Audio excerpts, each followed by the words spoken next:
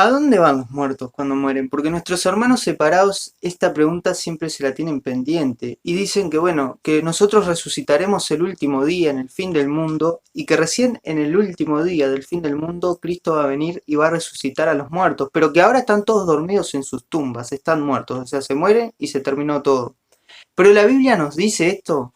¿Qué nos muestra la Biblia? ¿Qué es lo que dice la Biblia? Bueno, todo esto lo vamos a ver en recatólica.alexisrivero y te invito a que te quedes hasta el final para ver qué dice la Biblia acerca de sobre los muertos. Vamos a empezar con algo clarísimo, como Eclesiastés capítulo 12 versículo 7 y dice, y el polvo vuelve a la tierra como era, y el espíritu vuelve a Dios. Nos está diciendo Eclesiastés. El polvo, cuando Dios nos creó, sopló este aliento de vida a nosotros, sopló el espíritu por la nariz así, pero nos creó de la tierra, del polvo.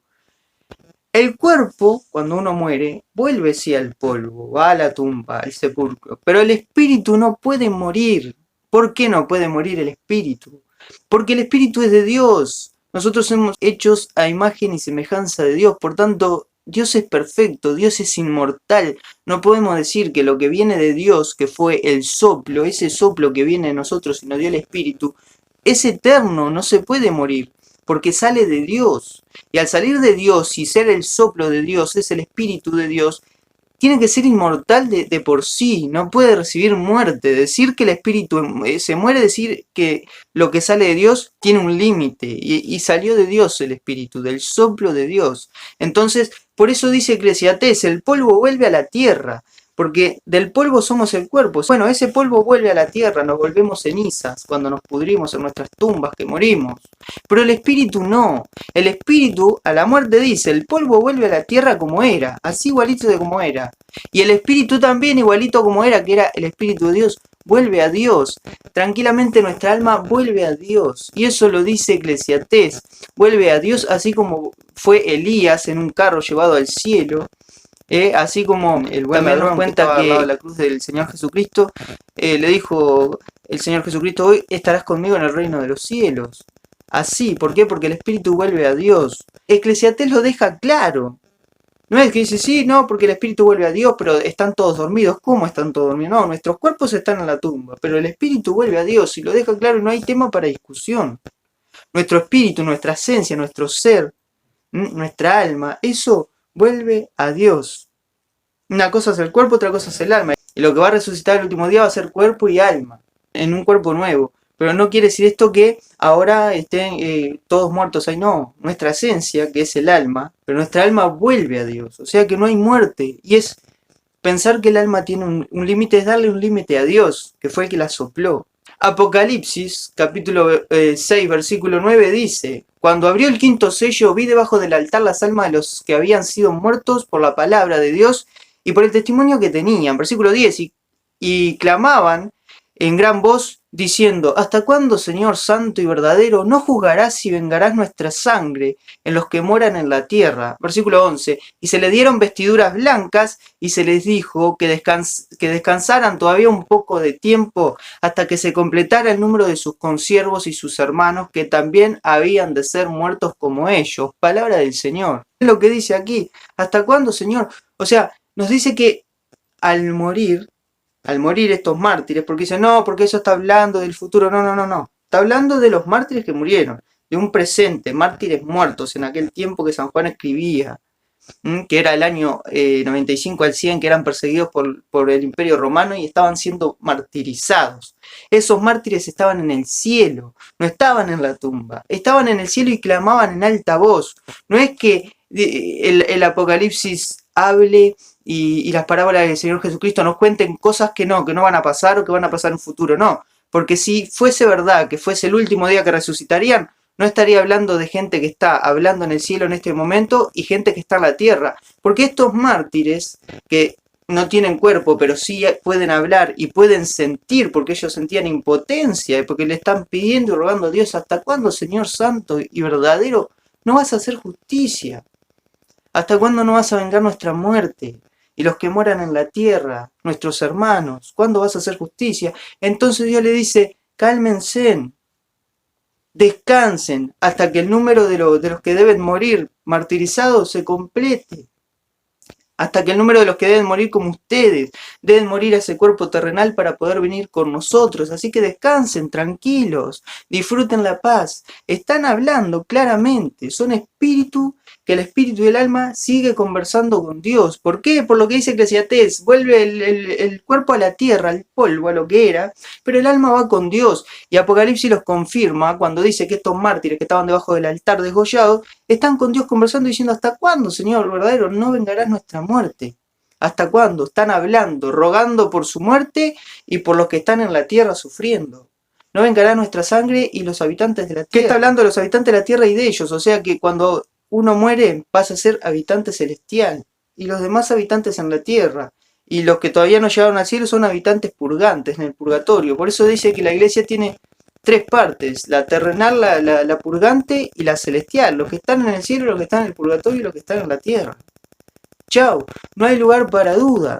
Apocalipsis, no, porque eso habla de un futuro, está hablando de que Dios le dijo, no hay que ver el Apocalipsis como algo literal, porque el Apocalipsis, ellos solo ven literal el Apocalipsis cuando dicen los colores de la gran ramera y dicen que son los colores de lo que usan los obispos. Ahí sí se toman los colores literal. Pero del resto no hay que tomárselo literal, porque ellos dicen cuando hay que ser literal y cuando hay que ser simbólico.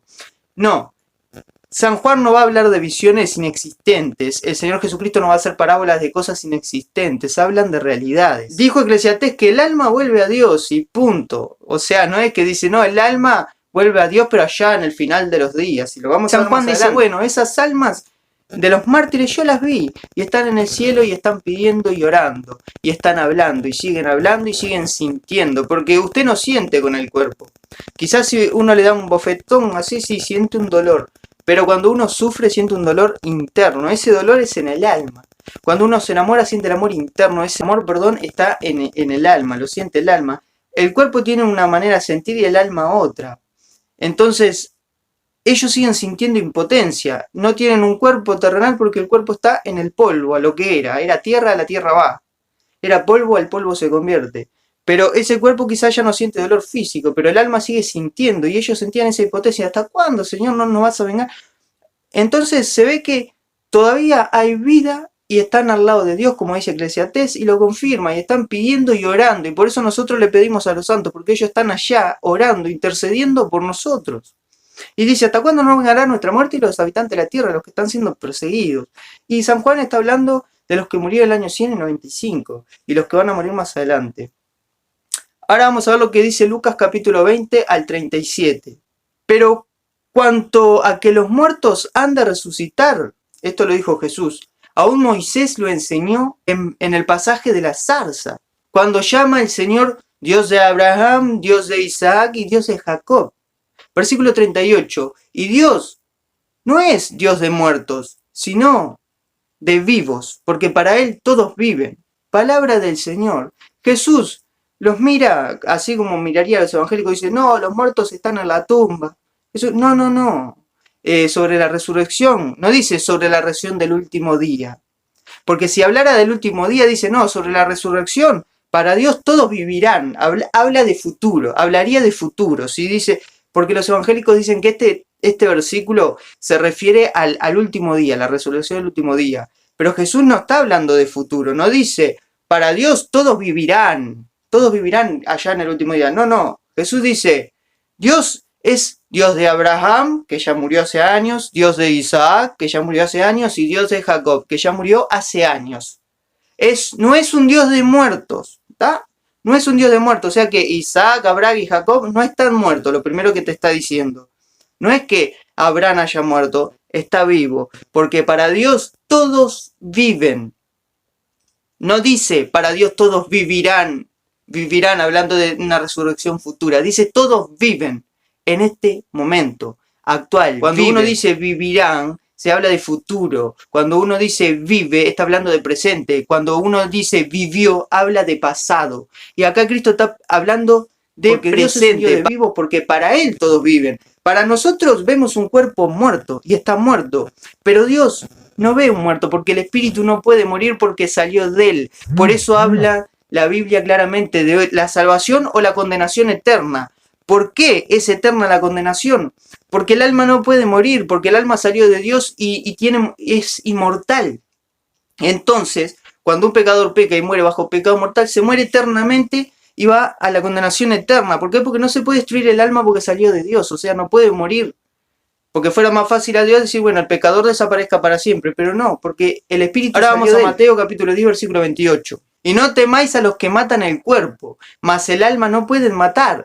Temed más bien a aquel que puede destruir el alma y el cuerpo en el infierno. Palabra del Señor. Dice, no temáis a los que pueden matar el cuerpo.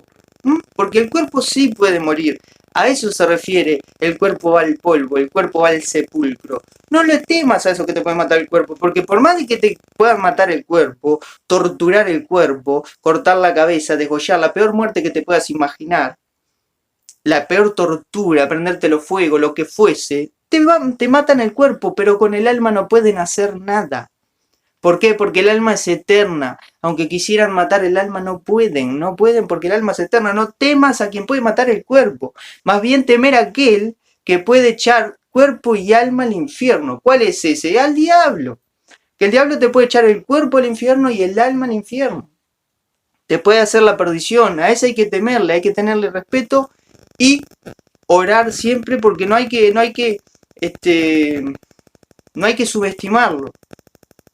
Hay que estar siempre atento. Por algo Génesis dice, tú le aplastarás la cabeza, pero él te acechará el carcañano. O sea, él siempre va a estar cerquita de tu parte más débil, de tu parte más cerca que tengas a él. Si es el mal humor, será el mal humor, te atacará con el mal humor. Si es miedo a las enfermedades, te atacará con todas las enfermedades que haya.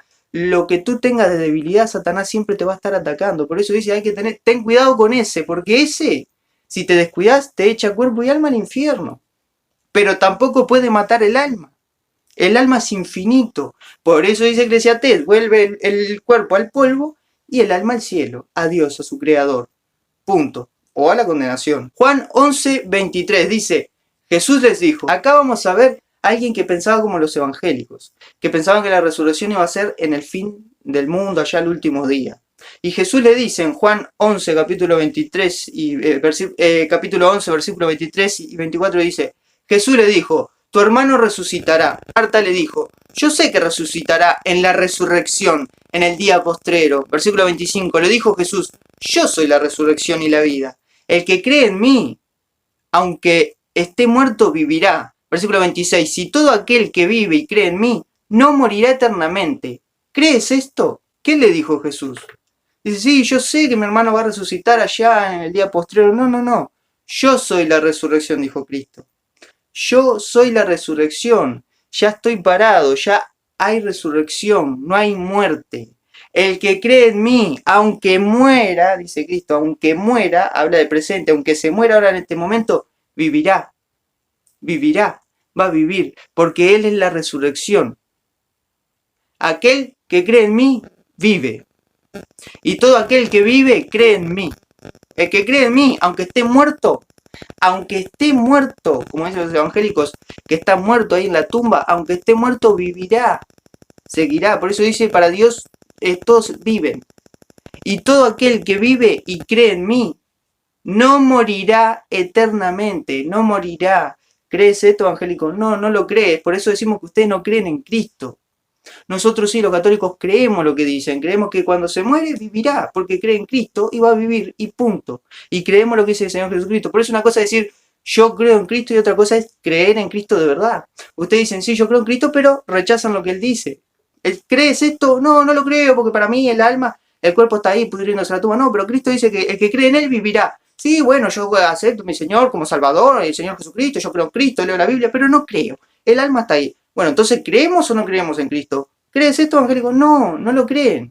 Por eso decimos que ustedes no son cristianos, son luteranos. ¿Creen en? Ahora vamos a ver el Evangelio de San Lucas, capítulo 9, versículo 29. Y dice, y entre tanto que oraba, la apariencia, de su rostro se hizo otra, y su vestido blanco y resplandeciente. Versículo 30. Y aquí dos varones que hablaban con él, los cuales eran Moisés y Elías, versículo 31, quienes aparecieron rodeados de gloria y hablaban de su partida que iba Jesús a cumplir en Jerusalén. Palabra del Señor.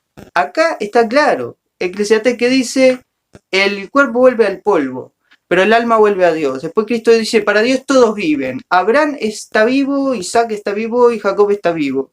Y acá vemos también, como vimos en Apocalipsis, que dice que están todos orando y pidiendo y hablando allá. Y acá Cristo lo confirma. Cuando el Evangelio lo confirma cuando están en la transfiguración de Cristo. ¿Quién le aparece? Moisés y Elías. Y eran dos personas que ya habían muerto hace años. Ya, no, pero Elías fue llevado en un carro. Bueno, Moisés había muerto hace años y había sido enterrado por el mismo Dios. Y dicen, sí, pero porque fue el único que Dios lo resucitó. Ah, Dios elige a quién resucitar, a quién no. Bueno, sí, vos no. Y después ellos dicen que a Moisés sí se lo resucitó porque el diablo quería su cuerpo. Entonces está diciendo que Dios hace diferencia de personas. Y luego dice, no, porque no hay jerarquías, porque para Dios todos somos iguales. Claro, todos somos iguales. A la hora de la resurrección, no, todos somos desiguales. Moisés sí puede resucitar, los demás no. O sea, Moisés es más grande que todos nosotros. Entonces ellos por un lado hablan de igualdad y por otro lado hablan de desigualdad. Dicen, todos los hombres somos iguales. ¿Dónde saca la jerarquía el Papa? ¿Quién se cree que es? Para esa situación dice que todos somos iguales. Para la resurrección dice no. Moisés sí pudo resucitar porque Dios lo eligió. Él sí, una resurrección, pero los demás no. No, decídanse, o todos somos iguales, merecedores de lo mismo, o hay jerarquías y somos todos distintos. Acá se muestra que Moisés murió hace añares, nadie sabe dónde fue enterrado, y después se muestra que Moisés estaba ahí en la transfiguración de Cristo y lo vio Pedro y lo vio Juan y lo vio Santiago. ¿Y qué pasó? Y estaban hablando con Cristo. ¿Mm? Entonces, esto que Cristo dice, los que creen en mí vivirán, está sucediendo. Esto que dice Cristo, aunque estén muertos, para Dios todos viven, se está cumpliendo aquí en Cristo y lo están viendo. Estaban allí. Estaban ahí, esos muertos que habían muerto, estaban ahí. Y lo mismo nuestros muertos, cuando mueren, van al cielo o van al purgatorio hasta purificarse para entrar al cielo. Y los que no, están viviendo en un tormento como lo vamos a ver más adelante. Pero la muerte solamente es física. Imposible que el espíritu que sale de Dios tenga un fin. El espíritu, que es el que nos dio vida, porque no dice el cuerpo les dio vida a ustedes. No, el cuerpo fue formado de la tierra y no dice la Biblia, y con el cuerpo tomaron vida. Dice que la vida, que es lo que se acaba, lo que se termina, la vida salió de Dios, en el soplo de Dios, del aliento de Dios. Entonces la vida no puede terminar. Por eso la vida sigue eternamente. Pasamos de un estado físico, terrenal, que podemos ser vistos por los ojos humanos, a un estado espiritual de vida, porque la vida que salió del aliento de Dios no tiene fin. Por tanto, la muerte no existe, solo existe para el ojo humano, que el ojo humano está hecho para ver el cuerpo, lo físico. Entonces, esto físico ya no lo vemos, está muerto, sí, pero Dios sí ve al espíritu y la vida, y esa vida es eterna, no puede morir porque salió de Dios, y lo que sale de Dios es eterno.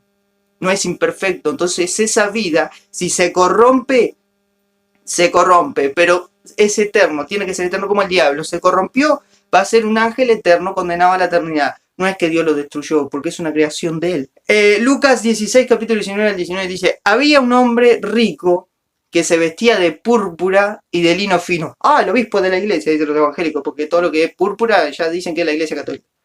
Y hacía cada día banquete con el versículo 20. Y esto lo estaba diciendo Jesús. Había también un mendigo llamado Lázaro, que estaba echado a las puertas de aquel, lleno de llagas, versículo 21, y ansiaba saciarse de las migajas que caían de la mesa del rico.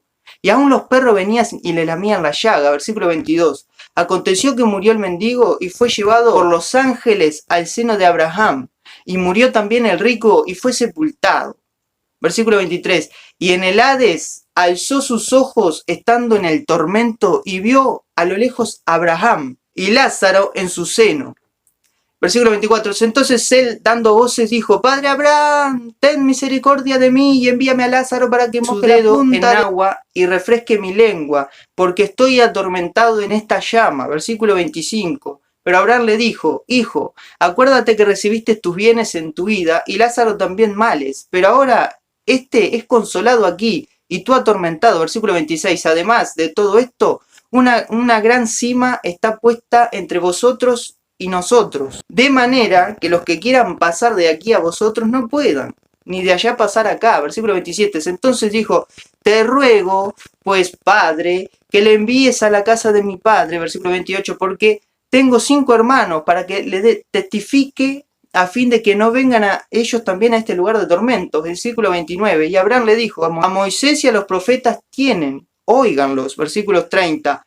Él entonces dijo, no, padre Abraham, pero si alguno fuere de ellos, de entre los muertos, se arrepentirán. Versículo 31. Mas Abraham le dijo, si no oyeron a Moisés y a los profetas, tampoco se persuadirán, aunque alguno se levantara de entre los muertos. Palabra del Señor. Está hablando de una parábola de un condenado y un purgante, porque este no estaba en el cielo, porque todavía nadie podía entrar al cielo, estaba en el estado intermedio de lo que nosotros llamamos purgatorio. Y era consolado por Abraham. ¿Por qué consolado? Porque estaría sufriendo sus pecados, sus purgas, que no son pecados de muerte, a lo que nosotros llamamos purgatorio. Y era consolado por Abraham. Y fue llevado a ese lugar por los ángeles. Vieron que los ángeles no tienen cuerpo y no lo podemos ver. Eso no significa que estén muertos. No lo vemos. Están vivos. Y fue llevado. Y este otro, que también murió, pero murió a la condena, estaba siendo atormentado, tal punto que ellos dicen, no, porque el infierno no existe, porque Dios no es malo. No, el infierno existe y se lo busca uno. Dios no manda a nadie al infierno, cada uno lo elige. Y Dios es justo y no puede mezclar la injusticia con la justicia. Porque dice, no, Dios es amor, pero también es justicia. Entonces, este se buscó solo y estaba ahí en el lugar de tormento, tal así que pedía que se mojara la punta del dedo con un poquito de agua para refrescar esa llama que lo hacía, lo estaba atormentando. Y tal así que pedía ese sufrimiento. Y bueno, cuando vio que ya por él no podía pedir, dice, bueno, oro por mis hermanos. Este que estaba condenado también intercedía por los hermanos. Por eso nosotros le pedimos a los santos que intercedan. Porque si este que no era santo, que se estaba condenando, podía interceder por los hermanos, imagínense lo que puede hacer un santo que está en el cielo. Y le decía, por favor, entonces mandale un muerto para que ellos lo vean y digan, bueno, existe. Y no, dice que ahí está Moisés y los profetas que hablaron de Cristo, que crean. Y aparte, dice Abraham, aunque uno resucitara, no van a creer. Y pasó o no pasó, pasó, porque uno resucitó de entre los muertos y fue el Señor Jesucristo. Y hoy día hay gente que no cree. Por más de que le den evidencia científica, como la sábana santa, donde habla de una imagen, de un negativo que se hizo, que tuvo que ser con una luz impresionante que en ese tiempo no existía, aunque hayan pruebas científicas de la resurrección verdadera, la gente no cree. Y esto lo está diciendo Abraham. Aunque se levante un muerto, no van a creer. Tienen que creer en la palabra. ¿Se entiende? Entonces acá habla de que se murieron dos, uno a condena y el otro al seno de Abraham, y estaba siendo uno atormentado y el otro estaba siendo aplacado su dolor, calmado, consolado, pero siguen vivos. Entonces se cumple lo que dice Eclesiastés, el espíritu vuelve a Dios, vuelve a la vida. Estos van a volver a Dios, pero estaban en su purga, porque nadie podía entrar al cielo, porque cuando Adán y Eva pecó se cerraron las puertas del paraíso, con dos querubines que estaban cuidando. Por eso dice Jesús, yo soy el camino, ese camino que fue bloqueado por los ángeles cuando pecaron para que no tomaran del árbol de la vida eterna. Bueno, estos están siendo consolados cuando se purguen, cuando el Señor Jesucristo venció en la cruz, ahí pudieron subir al cielo con Dios. Entonces el espíritu vuelve a Dios, pero no es que está muerto, su cuerpo murió, pero su alma sigue siendo atormentada. Y el otro, su alma sigue siendo consolada, quiere decir que siguen sintiendo dolor y siguen sintiendo esa necesidad de ser consolados. Uno estaba siendo consolado. Y Cristo no es que hablaba parábola de cosas de mentira, no. Voy a contar mentiras. Voy a hacerles creer a ellos que Abraham está consolando a Lázaro. ¿Que para qué iría a mentir Cristo en sus parábolas? No, Cristo está hablando en serio. Por eso dijo, Dios es un Dios de vivo, el Dios de Abraham, de este Abraham que está hablando ahora. Abraham, sí, ese que estaba consolando a Lázaro, Dios es un Dios de vivos. De Abraham, de Isaac y de Jacob. Abraham está vivo consolando a Lázaro. Isaac está vivo, Jacob está vivo, Moisés está vivo, lo vieron en el monte Tabor cuando con la transfiguración. Elías también. Entonces, ¿cómo vamos a decir que nos morimos y vamos todos a la tumba? No. Primera de Corintios capítulo 15 versículo 29. De otro modo, ¿qué harán los que se bautizan por los muertos? Si de ninguna manera los muertos resucitaran. ¿Por qué? Pues se bautizan por los muertos. Acá San Pablo está hablando de un sacrificio por los muertos. Dice, ay, ¿cómo van a orar por los muertos si ya están muertos? No. ¿Qué dice San Pablo? Si esto es como dicen los evangélicos, que después de muertos se van para la tumba, ¿qué harán los que se bautizan por los muertos?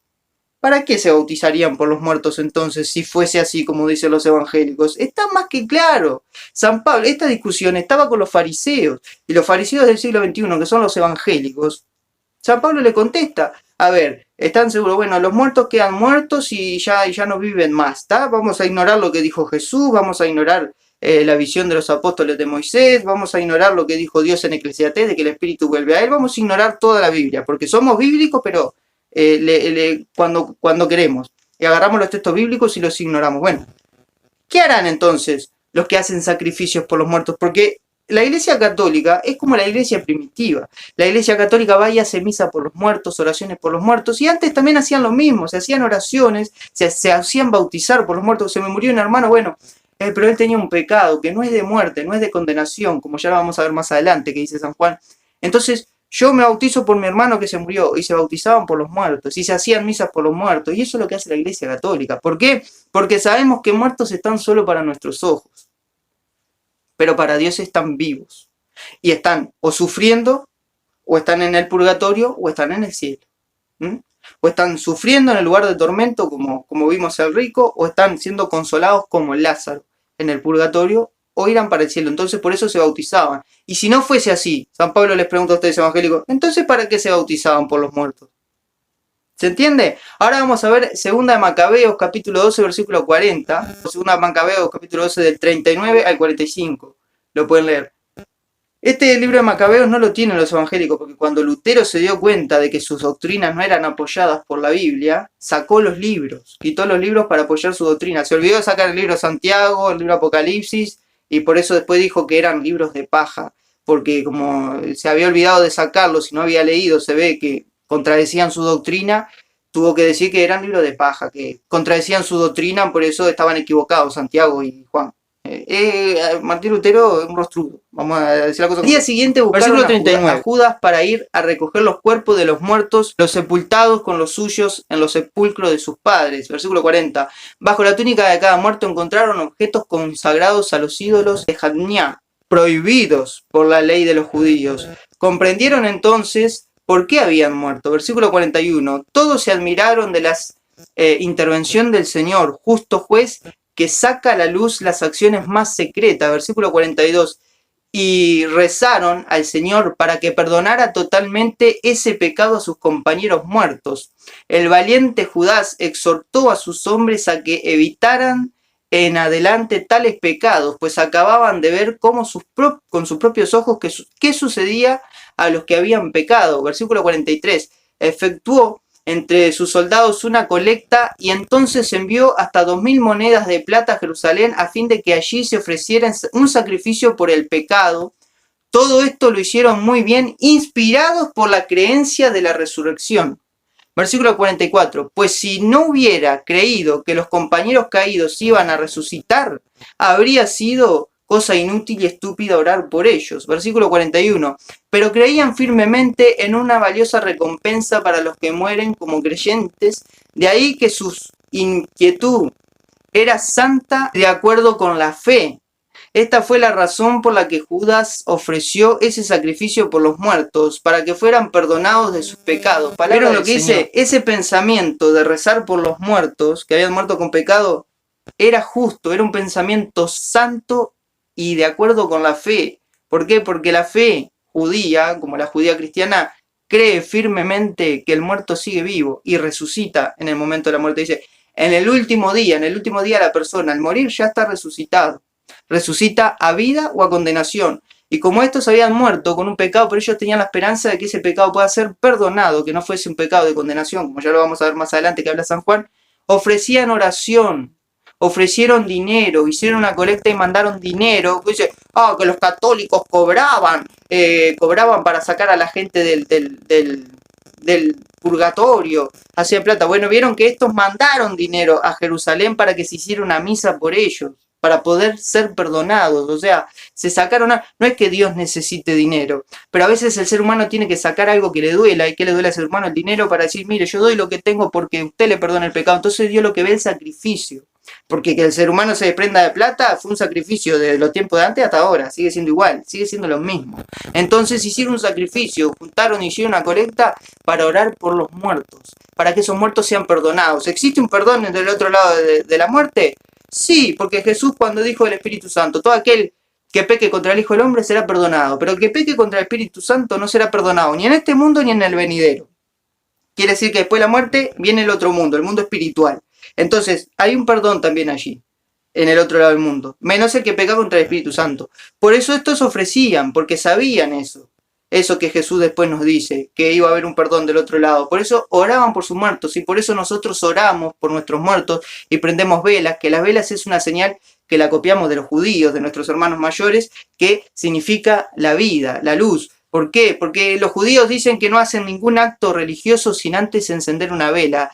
Porque esto fue lo que hizo Dios. Lo primero que hizo fue la luz, separó la luz de las tinieblas. Entonces es lo que hacemos, prendemos una vela en señal de la luz que separa de las tinieblas, la luz de la vida. Por eso le prendemos velas a nuestros muertos, pedimos por ellos, porque sabemos que en algún lado están vivos y pueden ser perdonados, a no ser que hayan sido unos bárbaros. Mateo capítulo 5 versículo 25 dice, ponte de acuerdo, Jesús está hablando otra parábola, una parábola que habla de realidades. Ponte de acuerdo con tu adversario pronto, entre tanto estés con él en el camino. No sea que el adversario te entregue al juez, el juez es el único que juzga, Dios. No sea que el adversario te entregue al juez y el juez al alguacil, y sean echados a la cárcel. Versículo 26. De cierto te digo que no saldrás de allí hasta que pagues el último cuadrante. Palabra del Señor. ¿Qué le dice Jesús? Ponte de acuerdo con tu adversario antes que te envíe el juez, el único juez eterno, nuestro Señor. No sea que el juez te envíe al alguacil, al ángel, y estos te echen a la cárcel, o sea, al purgatorio. ¿Por qué no es el infierno lo que está hablando Cristo? Porque habla que de allí saldrá. Y del infierno nadie puede salir, pero Jesús dice que allí hay una cárcel que luego saldrá. Pero hasta que pague el último cuadrante. Y eso está hablando del purgatorio, no está hablando de una cárcel terrenal, porque en ninguna cárcel uno paga lo que debe. El ladrón cuando roba no tiene que pagar lo que debe, va a la cárcel y paga con condena. Pero aquí Jesús dice que esta cárcel, que es la cárcel del purgatorio, que usted la puede llamar como quiera, nosotros llamamos purgatorio, el lugar de purga, allí no se va a salir hasta que no se pague hasta el último pecado que se cometió. O sea, no el pecado, porque usted pecado ya lo podrá, al confesarlo tiene perdonado, pero sí las consecuencias que dejó su pecado usted la tendrá que purgar. Porque usted si clava un clavo en la puerta, por más que después saque el clavo allí queda un agujero, lo mismo pasa con el pecado. Usted comete un pecado, ofende a alguien, y usted va y pide perdón y ese alguien le perdona, pero la herida ya quedó en esa persona. Y nosotros tendremos que purificarnos de todo eso antes de entrar al cielo. Y esa es la cárcel que habla Cristo. Entonces, ¿qué está diciendo? No sea que el juez venga a ti y te envíe el alguacil. Ponte de acuerdo en el camino, este camino. Vieron que los apóstoles decían que nosotros somos peregrinos, que estábamos yendo a la casa de nuestro Padre. Pero esta tierra no se acostumbren a nada, dice, porque son peregrinos, que están a la casa del Padre. Bueno, ponte de acuerdo mientras sos un peregrino caminando en esta tierra, porque de repente te morís, vas al juez y tenés ese pecado. El juez te va a decir, usted no puede entrar al paraíso porque usted tiene tal pecado. Usted tiene tal ofensa a su hermano o tal ofensa a su hermana. ¿Qué va a hacer? Te va a mandar al alguacil, a los ángeles, y estos te llevarán a la cárcel, y allí sufrirás, como lo vamos a ver ahora, como el fuego, como estaba sufriendo el rico. Sufrirás tanto hasta que pagues el último pecado, porque hasta la última palabra maldicha vas a pagar allí en esa cárcel, vas a sufrir, es un lugar de tormento, para purificación, para después salvarte, para después salir purificado y poder entrar al cielo, porque dice el Apocalipsis que al cielo nada manchado entra. Pero hay pecados que no son de condenación. Entonces no van a ir al infierno, pero tampoco pueden entrar al cielo porque son pecados, aunque no sean de condenación eterna. Entonces van a ese lugar de purga, purgante. Primera de Corintios 3:13 dice, la obra de cada uno se hará manifiesta, porque el día la declarará. Por el fuego será revelada. Y la obra de cada uno, cual sea, el fuego la probará. Versículo 14. Si permanece la obra de alguno que sobreedificó, recibirá recompensa. Versículo 15. Si la obra de alguno se quema, él sufrirá pérdida. Si bien él mismo será salvo, aunque así como por fuego. Palabra del Señor. ¿Qué dice San Pablo? El día que te mueras vas a ir al juez y probarán tu obra como por el fuego, como quien pone una casa en medio del fuego. Si esa casa fue hecha fuerte para evitar que se prenda fuego, ¿a qué se está refiriendo? si tus obras, las obras buenas, son tan buenas, si fuiste una buena persona y de repente todos tenemos pecados y todos somos malos en algún aspecto, pero de repente pusiste 3 o 4 ladrillos de tu espíritu maligno, pero después pusiste 500 ladrillos de bondad y fuiste bueno con 500 personas, bueno, se quemará un poquito de tu casa, pero el resto quedará edificado. Entonces dice, si esa casa queda de pie, te salvarás, irás al cielo. ¿Por qué? Bueno, porque tuviste más bondad que maldad. Entonces, bueno, pasaste por el fuego, imagínense lo que pasa por el fuego, no está hablando que te vas a quemar, sino está hablando de ese sufrimiento, ¿no? El fuego, imagínense una persona que se quema, sufre. Imagínense ese sufrimiento en el alma. ¿Vieron cuando una persona se muere y sentís un fuego que ya no la vas a ver, que es un dolor impresionante? Bueno, de ese fuego está hablando, de un dolor impresionante. Bueno, si ese dolor impresionante te derriba, te destruye, bueno, te salvarás, dice, te salvarás igual, pero va a ser tan impresionante que vas a quedar destruido de dolor. Por eso dice un libro de la imitación de Cristo, más vale pasar 1000 años sufriendo en esta tierra que un solo día en el purgatorio, porque va a ser tal el sufrimiento que te va a derrumbar, vas a quedar derrumbado, deshecho, y es necesario que eso suceda, que quedes deshecho para volver a renacer una persona buena y poder ir al cielo, poder entrar al cielo. Pero no habla una condena, porque dice, aunque pases por el fuego y quedes destruido, el fuego queme tu obra y quede destruida, te salvarás, pero como quien pase por el fuego, o sea, vas a sufrir el dolor de la quemazón del alma, pero serás salvo. Ahora, si tu obra te quema, empieza el fuego, porque empieza el fuego y ya te empezás a quemar, pero tenés más obras buenas que malas, bueno, serás salvo, y sufrirás un poco menos. Pero habrá un sufrimiento. Quiere decir que al morir te encontrás con tu juez. Y este juez verá, como dice el versículo anterior, verá y verá si tenés alguna cuenta pendiente con algún hermano, alguna cosa mala. Bueno, mi hijo pase por el fuego, vaya a la cárcel. Esa cárcel es ese fuego donde usted sentirá el fuego, donde pagará hasta la última cosa que hizo y allí será salvo, pero como quien pasa por el fuego. Y esto es lo que se habla de lo que Cristo dice, será perdonado en el más allá, a no ser que haya pecado contra el Espíritu Santo. Marcos capítulo 16 versículo 15. Y les dijo, id por todo el mundo y predicar el evangelio a toda criatura. Versículo 16, el que creyere y fuere bautizado será salvo, mas el que no creyere será condenado. Palabra del Señor. Aquí está claro. Dice, porque la iglesia católica romana tiene iglesias por todo el mundo, porque es la iglesia del diablo. Dice, no, tenemos iglesia en todo el mundo y estamos en todas partes porque así lo dijo Dios. Vayan por todo el mundo, no dice vayan solo donde hay dinero y donde no hay persecución, como los evangélicos. Donde hay dinero están y donde no hay persecución están. Ahora, donde hay persecución y muerte, ellos no predican ahí. Es raro. La iglesia sí, va y predica hasta los lugares donde son asesinados los curas, mientras predican, pero va y lleva el evangelio a todas partes. Porque es una iglesia católica. Católica significa universal. ¿Por qué? Porque así lo pidió Cristo. Vayan por todo el mundo. Y el que creyera será salvo. Y usted no está creyendo, porque si Cristo dijo que el que cree en Él vivirá, no morirá, y si Cristo dice que Dios es un Dios de vivos, que para Él nadie está muerto, y usted dice, sí, yo creo en Cristo, pero los muertos están muertos. Usted no cree. Entonces, si usted no cree, se condenará. Cristo es claro. Cuando se dice, tienen que creer en mí, no dice, tienen que creer solo en que yo existí. Ya basta con eso. No, creer en mí significa creer en lo que yo digo. Todo lo que yo digo. Si yo digo que después de muerto va a haber vida, me tienen que creer. Que a usted le parezca o no le parezca es otra cosa. Pero primera carta de Juan, capítulo 5, versículo 16 del 17, dice, si sabemos que Él nos oye en cualquier cosa que pidamos, sabemos que tenemos las peticiones que le hayamos hecho. Si alguno viere a su hermano cometer pecado que no sea de muerte, pedirá y Dios le dará vida. Esto es para que los que cometen pecados que no son de muertes. Hay pecados de muertes, por el cual ya no digo que se pida. Versículo 17. Toda injusticia es pecado, pero hay pecado no de muerte. Palabra del Señor. ¿Qué es lo que dice San Juan? Hay pecados que son de muerte eterna. Por eso ya les digo que ni pidan, ni se gasten en pedir. Pero hay pecados que no son de muerte eterna. Todo pecado es pecado. Pero hay pecados que no son de muerte eterna.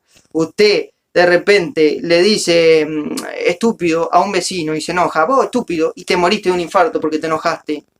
Te moriste con un pecado, porque decir estúpido, ofender es un pecado.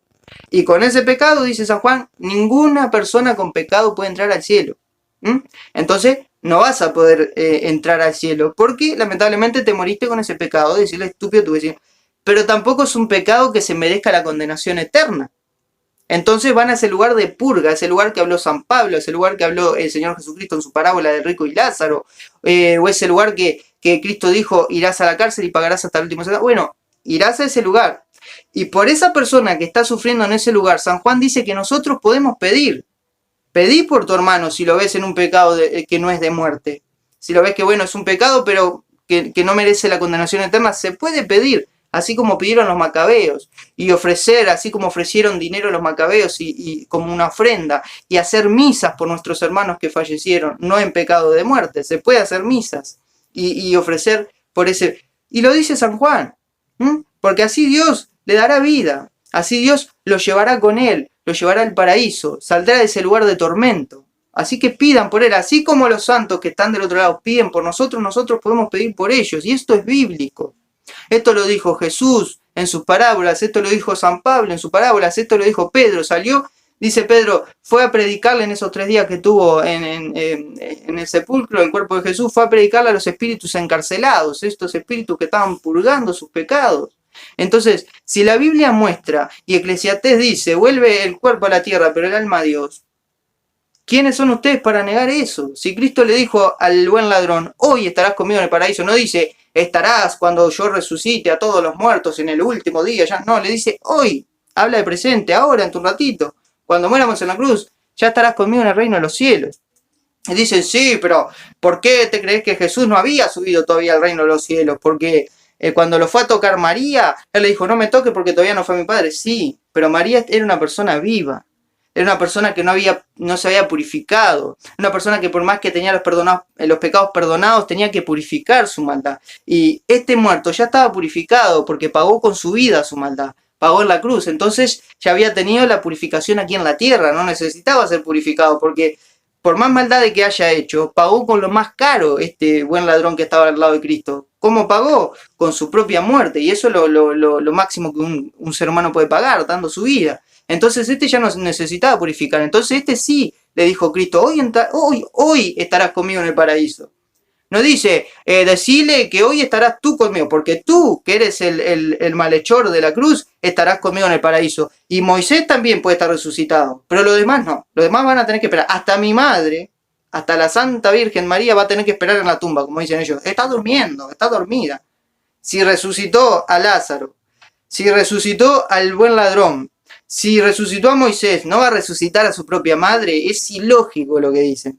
Cualquier persona, ser humano, hasta el mismo Dios, más a la Virgen María que no tiene pecado, porque si tuviera pecado la Virgen María, Cristo también, porque el Salmo dice que el pecado se pasa por la madre.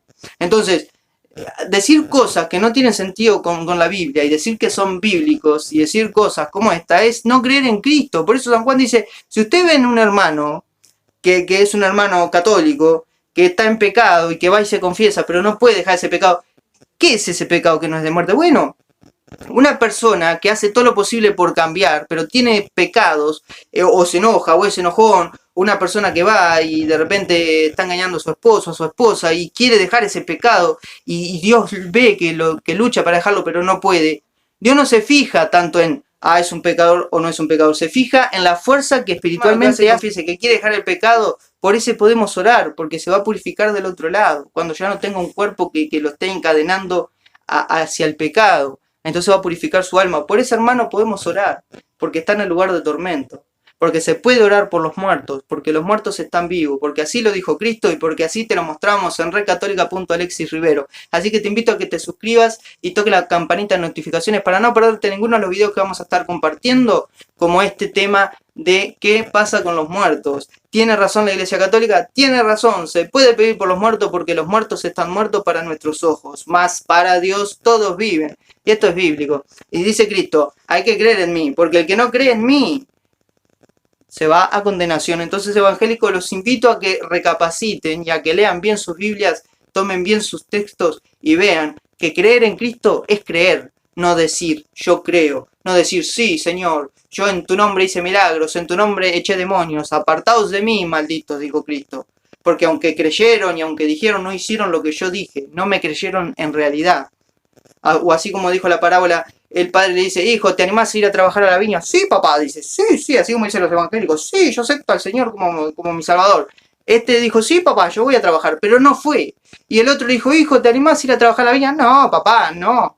Como muchos católicos que dicen, sí, yo creo que de repente se enojan y tienen un pecado y dicen, no. Pero que terminan haciendo la voluntad, va y se confiesan. ¿Por qué? Porque Cristo le dio el poder de confesar los pecados a los apóstoles y estos a sus sucesores. Entonces creyeron en Cristo, van y se confiesan. Ese está haciendo la voluntad de Cristo. Entonces una cosa es creer y otra cosa es decir que creen. Y esa es la diferencia. ¿Y cuál es el peligro de creer y decir que creen? La condenación. Hay una gran diferencia. Cristo dijo, el que cree, no es decir, sí, yo creo en Cristo, el que cree en lo que yo digo, en todo. Si yo digo que los muertos siguen vivos, hay que creerlo. No es, yo no entiendo eso. Bueno, no entendés, problema tuyo. Lo tenés que creer. Cristo no te pide que entiendas las cosas de Dios. Cristo te pide que creas. Lo que tenemos que hacer nosotros es creer, no entender. El entender no es con Cristo. La fe no es entendible, es sentir. Fe es creer. Bueno, los invito a que se suscriban a mi canal y dejen aquí abajo los comentarios. También los invito a que le den like y compartir el video y se mezclen un poquito más con nosotros, con este canal, y nos dejen su comentario de qué opinan sobre este tema. Y de lo contrario, que nos muestren un texto donde diga que los muertos están muertos en el sepulcro y que nadie va al cielo y que nadie va con Dios.